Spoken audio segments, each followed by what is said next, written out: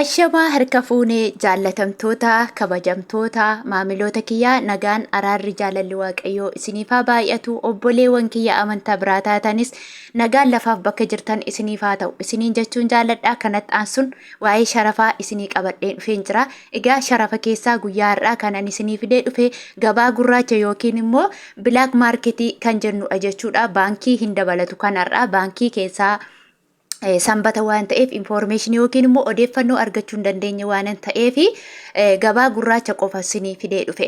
Asumatti aanseetiin immoo gaaffii obboleettiin tokko na gaafattee isiniif nan deebisa jechuudha. Gaaffii isheen na gaafatte akkaawuntiin koo yookiin buukiin koo expired ta'ee jira. Kanaafuu maallaqni koo irraa na jalaa badaa'oo yookiin immoo birriin isarra jiru suni wajjumaan badaa'oo akkaman godhaa kan jedhe jechuudha. Asirratti jechuudha. Expired ta'e otoo hin taane inactive irra inactivetti jijjiiramee jira. Kana jechuun irraa baasuufiin irra galchuu dhaabdee jirta kan jedhudha malee birrii ati irraa yoo qabaatte birriin irra jiru sun dhaluu yookiin immoo herreguu hin dhiisu ni dhala jechuun namni maallaqa akkaawuntii isaarraa qabu xiqqaatullee birriin ni dhala. Keessattuu namoonni akkaawuntii Awwaash baankii qabdan jechuudha baay'ee tokko inni dhala jechuudha. Persentiidhaan ni dhala birriin irraallee ni dhala jechuudha. Kanaaf expired ta'e yookiin birriin kee bade otoo hin taane birriin kee irruma ta'a. Garuu waan si gaafatu qaamaan irratti argamtee deemtee active gochuu dandeessa. Inactive irra gara activetti jijjiirrachuu ni dandeessa. Kanaaf yoomaa tokkoyyuu iyyaadda'iinii siin jedha obboleetti gaaffii kana na gaafatte. Inni bira ani ID yookiin immoo mobile baankii kan Saudii keessa taa'e nan qaba. Garuu immoo gara Dubaayitti ofii koo dabarfachuu nan danda'aa. No, isa kana ofii kee dabarfachuu hin dandeessu. Garuu akkaawuntii Arabaatiin gara Dubaayitti dabarfachuu ni dandeessa. Yookiin immoo baankii kallattumaan deemtee maqaa keetiin birrii sirraa citee jechuudha. Birrii guddaa sirraa cita siif haa galu. Saudiirraa gara Dubaayitti baankii dhaqxee yoo galchita taate birrii guddaa sirraa cita. Birrii guddaan sirraa citee gara Dubaayitti ergachuu ni dandeessa. Maqaa keetiin jechuudha. Maqaa keetiin erguu ni dandeessa abbaa barbaadde irrattu. Akkaawuntii abbaa barbaadde irratti jechuudha. Garuu immoo madaamiin kee mana teessee nama Dubaay jiru irratti yoo sii hawwalte yookiin yoo sii dabarsite riyaala 50 qofa kutaa jechuudha. Baay'ee sirraa hin kutu. Kana asumaan gaaffii keessan. Inni biraa gaaffiin biraa yeroo baankii dhaqanii erga galchee ka'eeti biyyatti maaliif kooddii nu gaafatu. Fakkeenya viidiyoo ani kaleessa ejjedha irratti jechuudha. Kooddii ishee kana yoo kennitan malee maatiin keessan birrii baasuu hin danda'ani. Kanan siniin jedhe irratti baankiitiin fayyadamta taanaan kooddii ishee MT jettu sana fundura itti raayitii godhee viidiyoo isaa hunda sinitti argisiiseen jira. Ishee fundura lakkoofsa jirti. Lakkoofsitti osoo hin dogoggoriin tartiibaan maatii keetti himta. Maatiin kee immoo qabatanii biyyarraa ittiin baafatu jechuudha. Inni kun immoo fakkeenyaaf jechuudha kan ati ittiin cheeggootu. Kooddittii sana qabaannaan birriin kee yoo bade yoo rakkoon tokko baankii asittis haa ta'u baankii biyyaattis haa ta'u dogoggorri yoo uumame kooddii kanaan qabamuu danda'a jechuudha. Akkuma akkaawuntii birrii yeroo fakkeenya gabaa gurraacha yeroo ergitu akkaawuntii irra galchitu akkaawuntii nama sanarraa jechuudha. Eenyurra akka gale maqaa eenyuun akka gale kan ati bartu akkaawuntii sanaatiin. Isa kana immoo kan ati beektu kooddii sanaani jechuudha. Kooddii sanaan eenyurra akka gale dogoggorri tokko baankolee kana lamaan gidduutti uumameera yoo ta'e birriin kee ni sii deebi'a. Dogoggora tokko malee rakkoo tokko malee isaantu siif sirreessa. Kanaaf kooddii kana gaafatanii malee maatii keetti siif hin laatani. Namoonni baankii fayyadamtan dirqama kooddii kan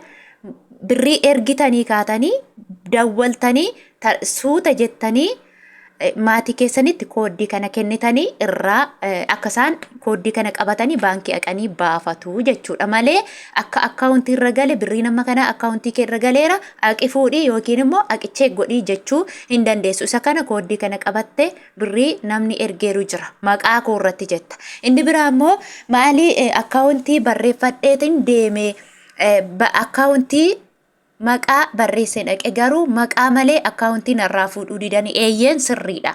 Ani ofii koo waanan ofii koo irraa argeen sinitti himaa jira. Dhugaa waaqayyoo as jallisee achi jallisee view argachuuf yookiin like argachuuf waan tokkollee jallisee isinitti himu waanan ufii koo aqee irraa arge waanan beeku namoonni tokko kan baankii fayyadamtanii beekne bitaa isinitti galuu danda'a waanan argeef isinitti himaa jira anumti akkaawuntii barreessee baankii tokkoffaa baankii filadhee ani fakkeenya Oromiyaa baankii jedhee baankii Oromiyaa baankii jedhee naannaa biyya ankoo jedhee akkaawuntii obboleessa koo jedhee maqaa jedhee barreessee dhaqe kana hundaa yuuna harkatti dhiisanii maqaa qofa narraa fudhatanii Western Union kan jedhuutiin ergan tokko hundisaa waraqanni ana harka jiru dhugaa waaqayyo waraqata ibbaa ol na harka jiru hundisaa Western Union ani filadhe toon taane ofii isaanii filatu kanaaf baankii ofii koo filadhee toon taane isaantu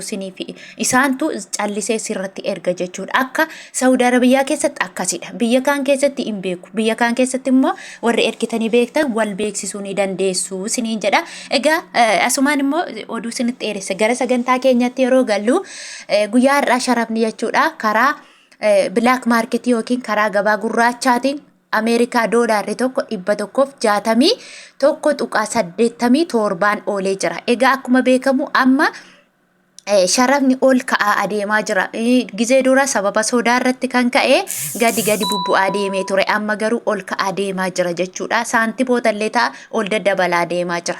Akkasuma Kanaadaa doolaarri tokko karaa gabaa gurraachaatiin 116 tuqaa 80 sagaliin oolee jira innitti aanu yuuroodha yuuroon tokko karaa gabaa gurraachaatiin 189 tuqaa 88 oolee jira akkasuma Kuwait diinaarri tokko karaa gabaa gurraachaatiin 530 tuqaa 0 yookiin duwwaan oolee jira akkuma beekamu guyyaa eengaddaa 526 ture sharaafni amma naannoo birrii 5 wayii dabaleetiin jira birrii 4 wayii dabaleetiin jira jechuudha ol ka'aa adeemaa jira warreen abdii kutattan karaa gabaa gurraacha callisaa birrii keessan of harka kaawwadhaa siniin jedha akkasuma Awustiraaliyaa doolaaridha Awustiraaliyaa doolaarri tokko karaa gabaa gurraachaatiin 107 tuqaa 61 oolee jira innitti aanu Swiss frankiidha Swiss frankiin tokko karaa gabaa gurraachaatiin 202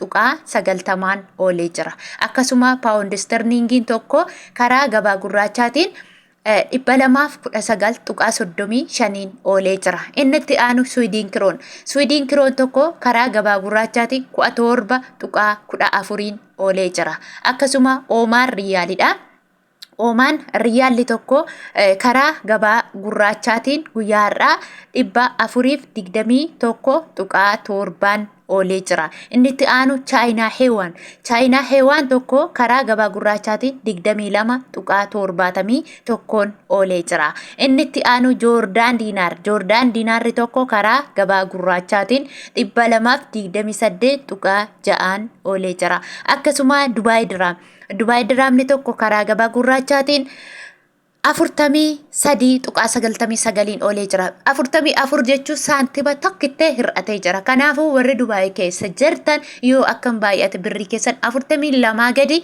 hin ergina of harkatti qabadha isiniin jedha akkasuma Saudi Arabiyaa riyaalidha Saudi Arabiyaa riyaalli tokko karaa gabaa gurraachaatiin guyyaa har'aa 43 tuqaa 16 oolee jira akkuma beekamu egaa 42 tuqaa 88 ture guyyaa eengaddaa har'a gara 43 tuqaa 16 ol siqee jira baratama yookiin immoo akka Saudi Arabiyaatti kan ergaa jiran jechuudha namoonni maallaqni keessan guddaa ta'e 24 adiidhaan jira jechuudha kana jechuun immoo riyaalli Saudi Arabiyaa tokkoon ishee birrii Itoophiyaa 40 fi adiitiin jira jechuudha Kanaafuu namoonni immoo maallaqni keessan xiqqishuu taate maallaqni keessan xiqqoo taate 25 jira 25 jechuun immoo riyaalli Saudi Arabiyaa tokkoon ishee birrii Itoophiyaa 40 jechuudha akkasitti ergachuu qabdu malee yoo isaan 38 akkasuma 39 gara 37 sini ergan birrii keessan of harka kaawwadhaa dhugaa waaqayyo gadi qannasa waan jiru tokkollee hin jiru jechuudha